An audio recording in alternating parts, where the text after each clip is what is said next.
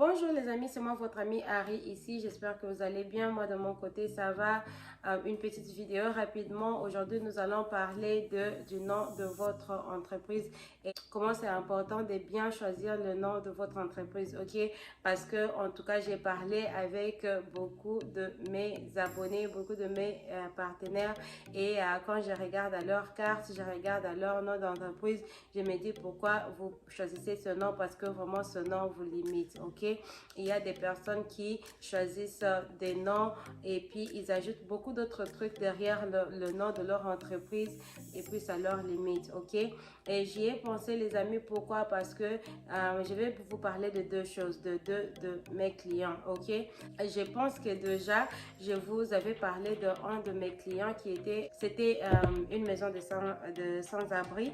Je vous avais parlé de comment on avait commencé avec le nettoyage général, où on avait pris du côté de leur bureau et puis après lorsqu'ils avaient réalisé qu'on faisait un bon travail et tout, où ils nous avaient proposé de faire leur buanderie, ok, laver les habits de leurs résidents, et quelques temps après ils nous avaient proposé de travailler dans la cuisine, vous voyez les amis.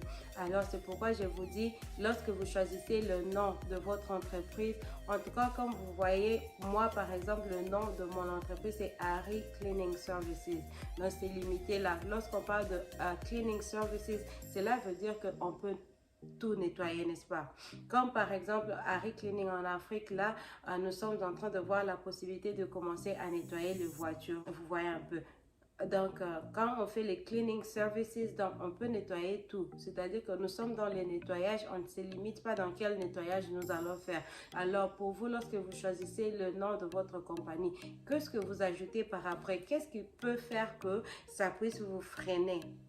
Ok, parce que si par exemple vous vous dites que non, je suis Harry nettoyage de, et puis vous ajoutez quelque chose, je suis Harry comment dirais-je, il y a des, ok, prenons par exemple l'exemple de nettoyage de voiture par exemple, on dit oh non, Harry nettoyage auto par exemple, c'est que vous limitez, vous ne pouvez que faire le nettoyage des autos.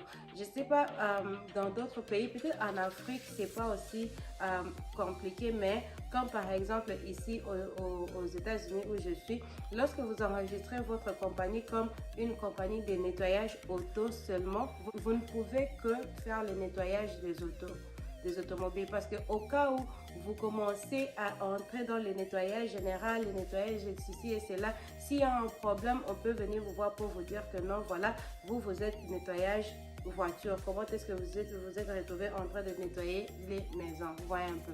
Ou par exemple comme dans mon client des maisons de sans-abri, si aujourd'hui on se dit que non, voilà, nous allons faire il y a un problème qui arrive en nettoyant par exemple en faisant le buanderie, ok, on peut avoir un problème parce que on n'est pas dans le nettoyage des buanderies, mais comme on a bien choisi notre nom, on s'est dit que non, voilà, nous sommes dans le cleaning services, donc on peut nettoyer même les vêtements, on peut nettoyer la cuisine, on peut faire n'importe quel nettoyage parce qu'on n'est pas limité, vous voyez un peu. Donc c'est un peu ça. Et aussi je vais vous dire une compagnie avec qui je suis en train de signer pour la sous-traitance. Donc cette compagnie c'est une compagnie qui fait les buanderies, ok. Alors ça se passe comment? Eux ils prennent des clients, ils signent avec des clients et ils vont chercher les vêtements des clients qu'ils amènent à la buanderie, ils nettoient. Après avoir nettoyé, vous pliez ces vêtements et vous les classez dans des bassins et puis vous les ramenez chez les clients.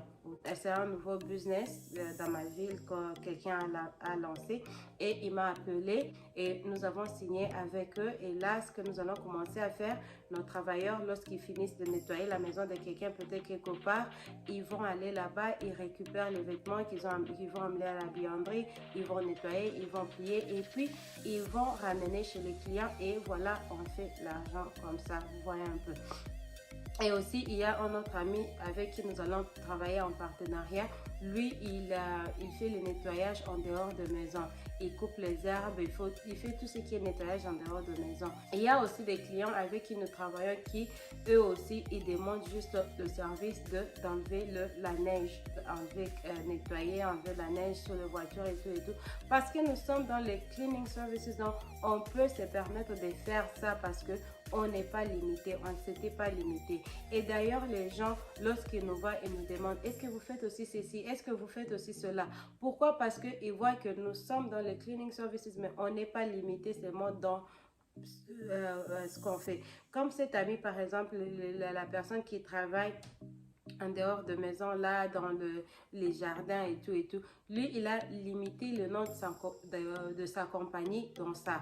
Ok, alors que nous on est juste dans les cleaning services, donc on peut prendre tout. Ok, dernièrement j'étais allée voir il y a quelqu'un avec qui j'avais une réunion, on était juste en train de parler et puis il m'a dit, oh, je sais que tu es dans les cleaning services, est-ce que tu fais aussi le travail en dehors de maison? Ok, comme déjà il y a cet ami là avec qui on travaille en partenariat, qui fait des trucs en dehors de maison, donc c'est moi qui vais aller signer ce contrat. C'est un truc de la ville où on habite, ok? C'est en quelque sorte le gouvernement. C'est moi qui vais aller signer ces contrats-là en tant que cleaning services pour ma compagnie. Ces gens avec qui nous allons travailler, eux, ils veulent à ce que nous puissions faire et le nettoyage dans la maison et le nettoyage en dehors de maison. Vous voyez un peu. Donc, nous allons commencer à prêter les maisons que eux, ils vendent à leurs clients. Alors, vous voyez que lorsque vous vous limitez déjà, lorsque vous limitez le nom de votre compagnie, donc vous vous limitez, vous ne pouvez pas faire beaucoup d'autres choses. Vous ne vous permettez pas de faire beaucoup d'autres choses. Vous voyez un peu. Soyez prudent lorsque vous choisissez le nom de votre entreprise.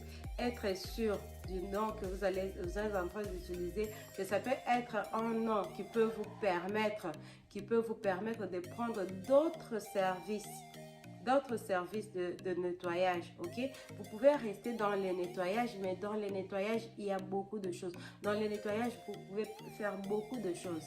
Vous voyez un peu, vous pouvez nettoyer, donc vous pouvez presque tout nettoyer.